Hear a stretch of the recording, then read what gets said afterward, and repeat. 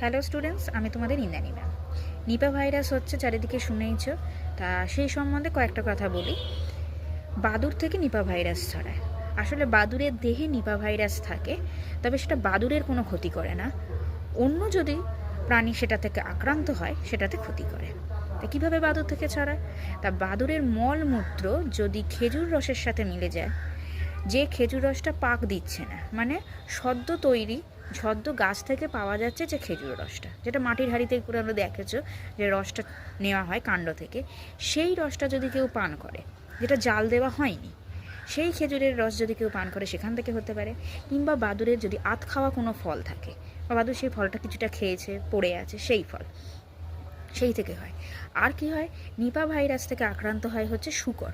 শূকর অসুস্থ হয়ে পড়ে, সেইখান থেকেও ছড়াতে পারে। শূকরের অসিদ্ধ মাংস কিংবা শূকর যারা পালন করছে সেখান থেকে আসতে পারে।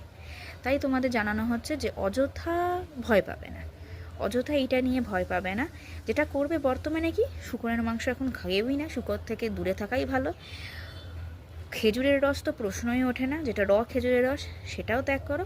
আর আধ খাওয়া ফল, সব থেকে ভালো ব্যাপার হচ্ছে এই শীতকালে যেহেতু এটার প্রকোপ হয়ে থাকে, তাই এই কয়েকটা মাস তোমরা ফল খেও না, ঠিক আছে? এটা নিয়ে ভয় পাওয়ার কিছু নেই। তবে যেটা ভয় পাওয়ার, যে কোভিড যেটা হয় সেটা চাও বা সেরে ওঠে, তো নিপা ভাইরাস থেকে সেরে ওঠা কিন্তু অতটা সোজা নয়। 90% চান্স হচ্ছে না আসলে। যেটা হতে পারে, অনেকের অনেক রকম সিমটম হবে। কারোর মাথায় মস্তিষ্কে আক্রান্ত হতে পারে, কারোর ফুসফুস আক্রান্ত হতে পারে, মানুষ থেকে মানুষ আক্রান্ত হতে পারে, মানে মানুষের হাঁচি কাশি ধরো কারোর হলো, সেখান থেকেও আক্রান্ত হতে পারে। তাই এটা থেকে ভয় পেও না। যেগুলো বললাম, বাদুড়ের খাওয়া জিনিস, খেজুরের রস কিংবা কোনো রকম ফল, আধ খাওয়া ফল, শূকরের মাংস, এগুলো এখন খেও না।